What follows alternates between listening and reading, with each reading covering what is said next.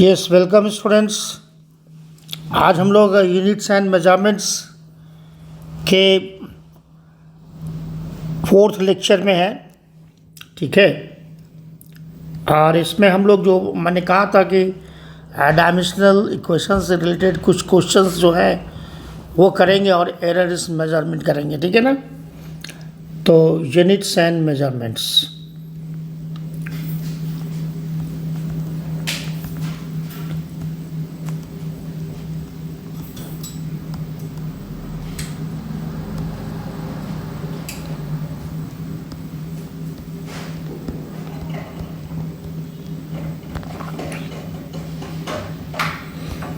तो इसमें चलो हम लोग डायमेंशनल इक्वेशंस से रिलेटेड कुछ क्वेश्चंस देखते हैं, ठीक है।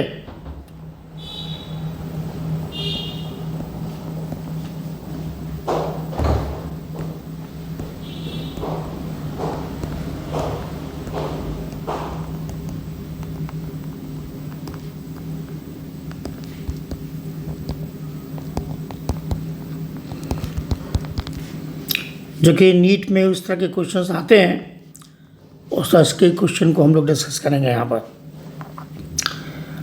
सबसे पहले एक कंसेप्ट डालो, एक कंसेप्ट समझो कि मान लो कि ए एंड बी कोई दो फिजिकल क्वांटिटी है। A and B two physical quantities हैं,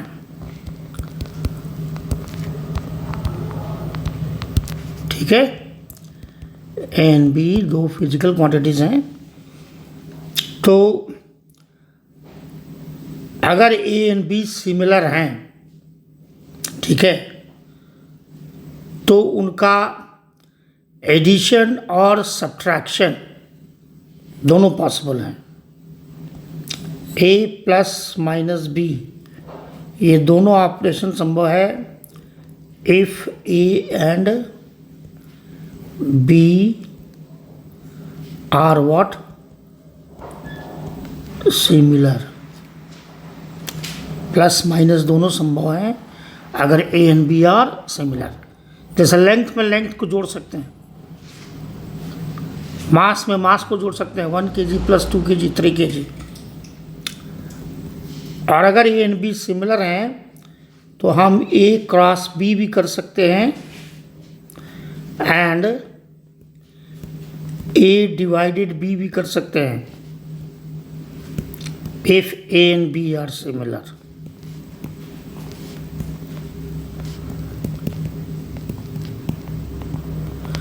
अगर ए एंड बी सिमिलर हैं तो उनका हम प्रोडक्ट भी ले सकते हैं और डिवीजन भी कर सकते हैं। जैसे मान लो कि मीटर इंटू मीटर, तो मीटर स्क्वायर का लेंथ इंटू ब्रेथ एरिया होता है, मीनिंगफुल है। और डेल्टा एल बाई एल, वो भी मीटर में, नीचे भी मीटर में डिवीजन भी कर सकते हैं, यूनिटलेस हो जाएगा। तो सिमिलर क्वांटिटी हैं तो सभी ऑपरेशन संभव है, एडिशन, सब्ट्रैक्शन, मल्टीप्लिकेशन और डिवीजन। लेकिन ए एंड बी अगर डिफरेंट फिजिकल क्वांटिटीज हैं तो उनका हम केवल A cross B and A divided B यही कर सकते हैं if A and B are dissimilar. अगर ए एंड बी डिसिमिलर हैं तो उनका हम प्रोडक्ट निकाल सकते हैं, उनका हम डिवीजन भी कर सकते हैं। जैसे मान लो मास इनटू एक्सेलरेशन, तो पहला क्वांटिटी मास, दूसरा क्वांटिटी एक्सेलरेशन, तो उनका हम प्रोडक्ट डिफाइन कर सकते हैं, मीनिंगफुल है। और ए डिवाइडेड बी, जैसे मान लो कि V by I volt upon ampere, तो वी बाई आई रेजिस्टेंस होता है, तो वो भी मीनिंगफुल है। तो अगर डिसिमिलर फिजिकल क्वांटिटी हैं तो उनका हम प्रोडक्ट और डिवीजन दोनों कर सकते हैं। लेकिन डिसिमिलर फिजिकल क्वांटिटी हैं तो उनका एडिशन सब्ट्रैक्शन नहीं कर सकते हैं, लेंथ में मास नहीं जोड़ सकते हैं, ठीक है। तो इस तरह की बातें यहाँ पर इम्पॉर्टेंट हैं जो कि आगे हम लोग फॉलो करेंगे। तो ये कंसेप्ट थोड़ा ध्यान में रखना है। चलो आगे देखते हैं कुछ क्वेश्चन सब।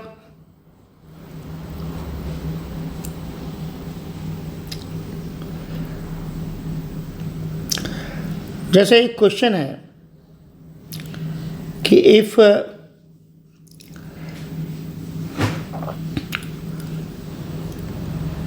y is equal to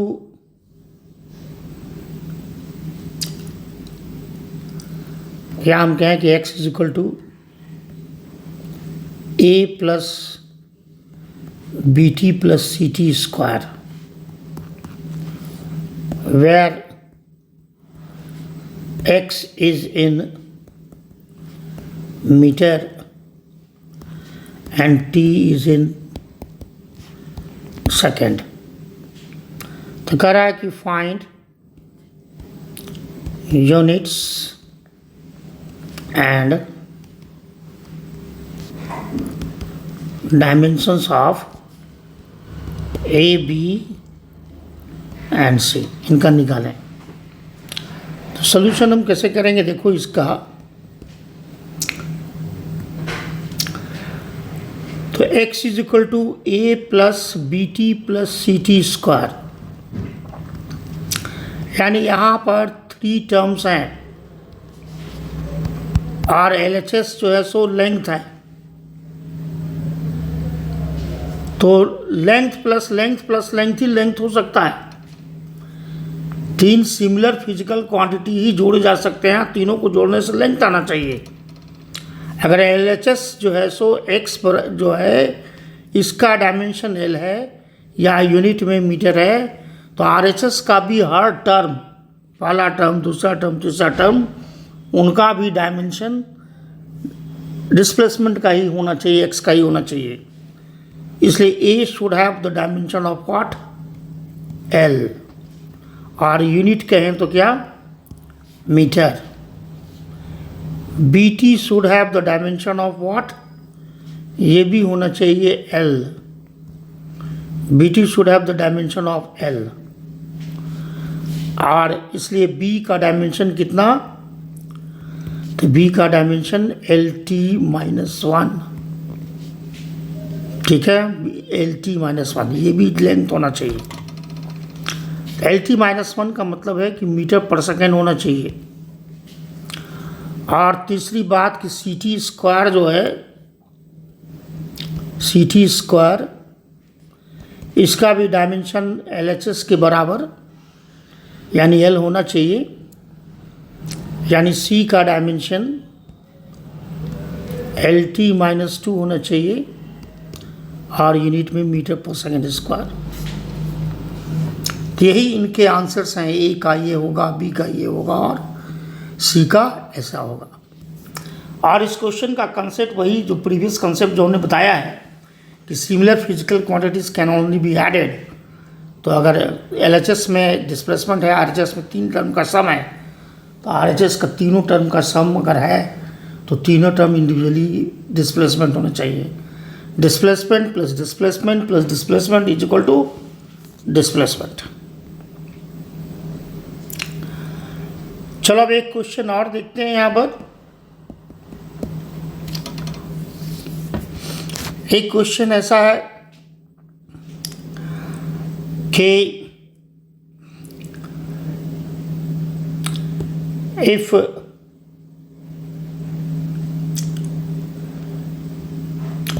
force is equal to A/B plus T plus C, ऐसा दिया हुआ है।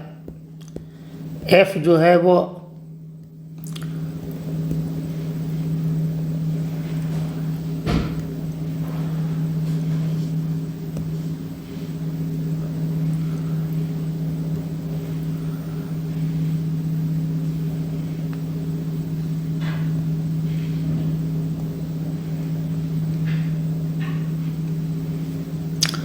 तो F यहाँ पर फोर्स है,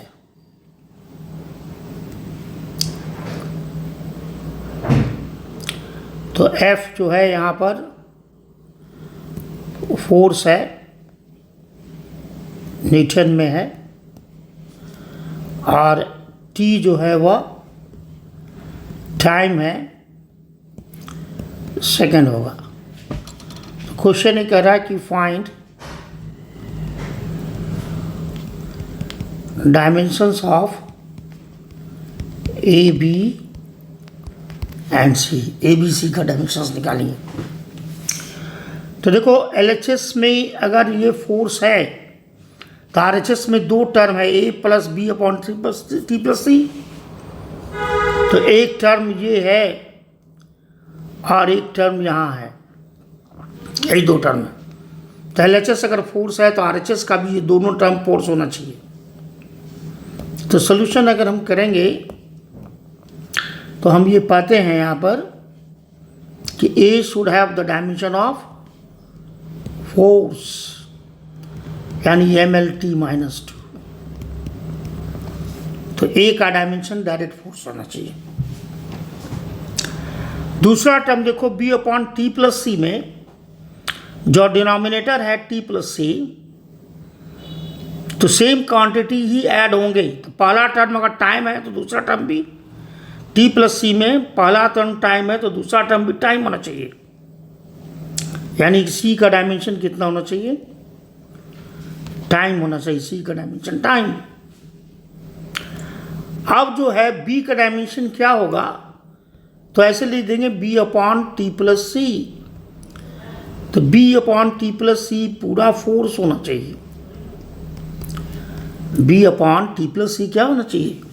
ये सेकंड टर्म है तो सेकंड टर्म ये पूरा फोर्स होना चाहिए।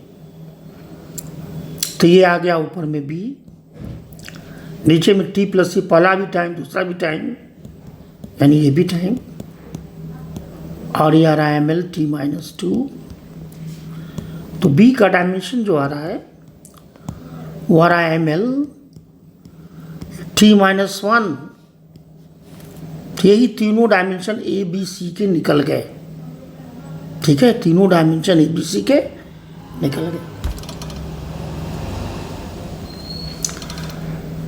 चलो अब एक नेक्स्ट क्वेश्चन देखते हैं। If potential energy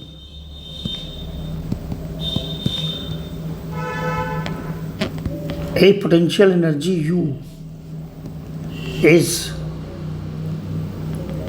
given as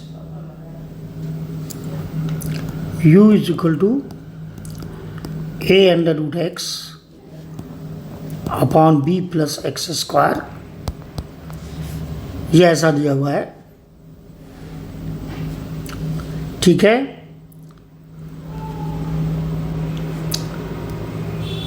B plus x square, then find dimensions of A and dimensions of AB। A और B के दोनों के प्रोडक्ट का डायमेंशन क्या होगा? ए और बी यहाँ पर कुछ डायमेंशन नल कांस्टेंट्स हैं, तो इसलिए उनका क्या होगा? ए और बी का डायमेंशन क्या होगा? तो सॉल्यूशन देखते हैं यहाँ पर कि एलएचएस का डायमेंशन पोटेंशियल एनर्जी है, तो ये होगा ML2 T माइनस 2। और आरएचएस में जो नीचे का जो ये टर्म देख रहे हैं B प्लस एक्स स्क्वायर, हाँ यहाँ पर x जो है वह पोजीशन है, पोजीशन मीन्स मीटर में होगा। तो ये B प्लस एक्स स्क्वायर जो है, तो सेकेंड टर्म एक्स स्क्वायर यानी पोजीशन यानी लेंथ है, तो एक्स स्क्वायर का डायमेंशन एल स्क्वायर, तो सिमिलर क्वांटिटी ऐड होंगे। तो अगर ये एल स्क्वायर है तो बी भी एल स्क्वायर होना चाहिए। सिमिलर क्वांटिटी आ रहा है, that's of part denominator is concern. ये जो डिनोमिनेटर देख रहे हैं हम लोग, तो X square means L square, तो बी भी क्या होना चाहिए? L square. तो बी का डायमेंशन भी क्या होना चाहिए? एल स्क्वायर होना चाहिए। अब चलो आरएचएस पर आ जाओ। ए का निकालना है, ये निकल गया। तो A under root X upon B plus X square, इस पूरे का डायमेंशन एल स्क्वायर ही लिख देते हैं, ताकि वो तो डिसाइड हो गया कि बी और एक्स स्क्वायर दोनों का L square plus L square ही होगा डायमेंशन। तो ये पूरा टर्म का डायमेंशन LHS के डायमेंशन यानी कि ML2 T-2 के बराबर होगा, पोटेंशियल एनर्जी के डायमेंशन के बराबर होगा। अब ये देखो a अंडर रूट एल हो गया एक्स बाय एल स्क्वायर, तो इधर आ रहा है ML2 T-2, तो ये आ रहा है a, एल हाफ ऊपर होगा, नीचे एल स्क्वायर है, तो हम कहेंगे कि ये नीचे में कितना आ रहा है, तो 2 से आधा गया तो 3/2 आ रहा है, नहीं आएगा यहाँ पर, यहाँ लिख दे रहे हैं, ये LHS में आ रहा है, ठीक है। ये हमारा LHS में आ रहा है a अपॉन एल का पावर 3/2, 2 में से माइनस हाफ गया तो 3/2, ये आ रहा है ML2 T-2। अब देखो ये a का डायमेंशन कितना हो गया, तो ये आ गया ML2 T-2, ML2 T-2, और यहाँ आ गया L का पावर 3/2, तो ये आ रहा है ML 3/2 में ये 2 ऐड हो जाएगा, तो 3 2 2 2 4 3 7/2, ML 7/2 T-2 ऐसा हो जाएगा। 2 + 3/2 करोगे तो 7/2 हो जाएगा। सिमिलर टर्म के पावर्स ऐड होंगे, एल का पावर ऐड होगा, तो ए का भी डायमेंशन निकल गया, बी का भी निकल गया। तो अब ए बी का निकलना है, देखो ए बी का निकलना, बी का एल स्क्वायर आया है, तो ए का डायमेंशन हो गया ML 7/2 T-2, और यहाँ हो गया एल स्क्वायर, तो यार ML 2 दूना 4 11/2 हो जाएगा, ये T-2 ML हो गया 2 दूनी 4 4 7 11 7/2 11/2 एल स्क्वायर। यही फाइनल आंसर हो गया। एक और क्वेश्चन यहाँ हम लोग देख रहे हैं कि if velocity v is given as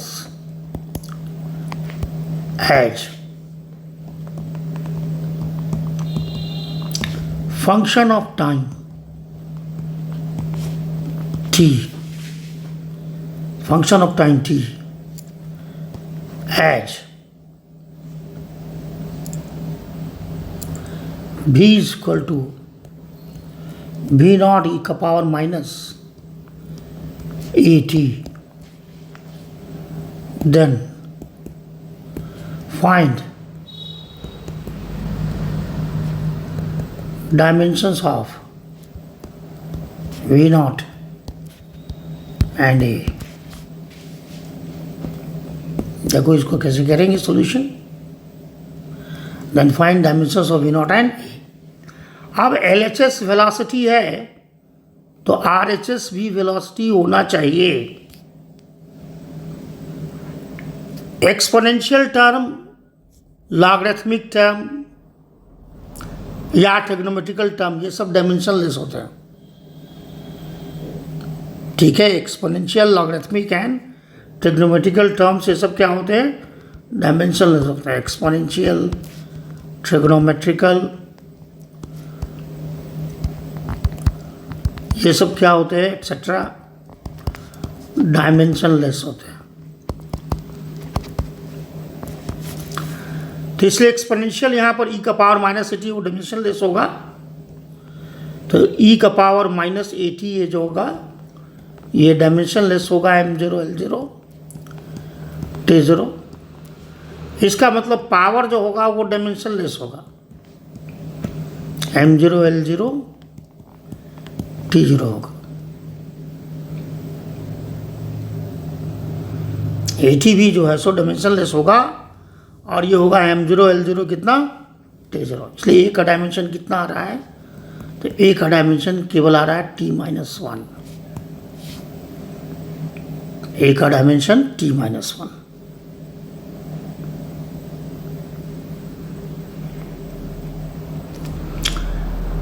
अब एक्सपोनेंशियल डायमेंशनलेस है, m0 l0 t0 1 है, तो v0 एक दूसरा टर्म है, तो v0 should have the dimension of b।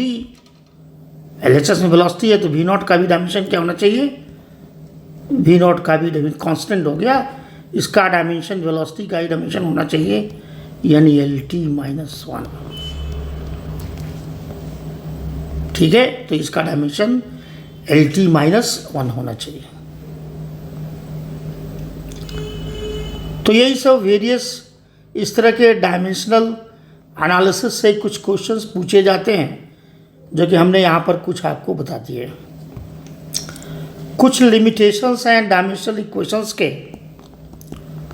वो हम देख लेते हैं। Limitations of dimensional equations.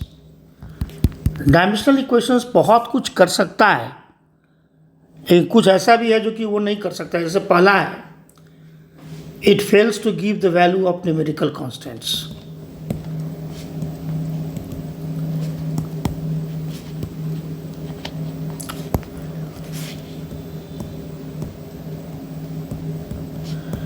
Numerical constants का ये वैल्यू नहीं देगा। जैसा कि आपने देखा कि f equal to 6 pi R भी हम जो ड्राइव कर रहे थे, 6 पाई का वैल्यू नहीं निकाल पाया, या t इक्वल टू 2.L/g, जो कि सिंपल पेंडुलम में फॉर्मूला है 2.L/g। तो ये एक न्यूमेरिकल कांस्टेंट है, इसका डायमेंशन नहीं निकाल पाएगा, इसका वैल्यू नहीं निकाल पाएगा। दूसरी बात है कि if a formula contains exponential terms,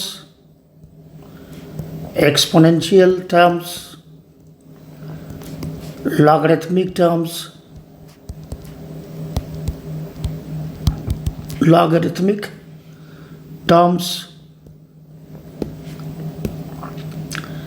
comma trigonometrical terms,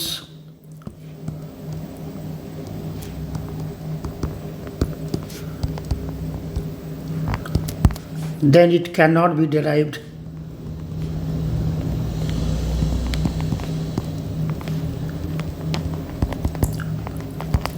with the help of what?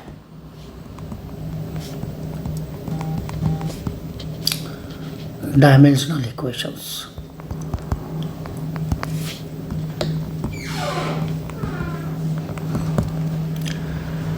तीसरा एक बहुत बड़ा एप्लीकेशन है कि अगर प्रोडक्ट फार्मूला में प्रोडक्ट या डिवीजन का फॉर्म है तभी वो डिराइव हो सकता है, एडिशन सब्ट्रैक्शन वाला फॉर्म डिराइव नहीं हो सकता। आप फॉर्मूला इन प्रोडक्ट फॉर्म, हालांकि इसमें डिवीजन भी शामिल है, A/B करेंगे ना, तो A/B का मतलब है A into 1/B। In product form can only be derived.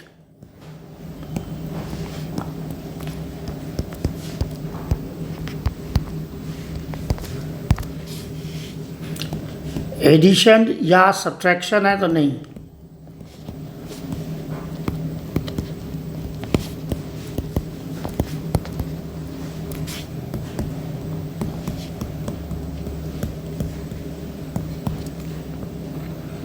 जैसे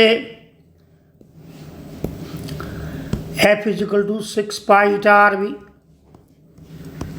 तो प्रोडक्ट फॉर्म में डिराइव हो जाएगा, ये डिराइव हो जाएगा। लेकिन s is equal to ut plus half AT square,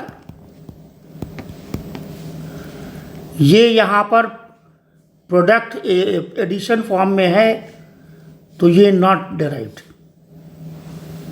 ये डिराइव जाएगा, ये डिराइव लगे, बीच में प्लस होगा कि माइनस होगा, dimensional equation fails to do this. ठीक है ना। तो this are the various limitations of dimensional equations, various limitations of dimensional equations.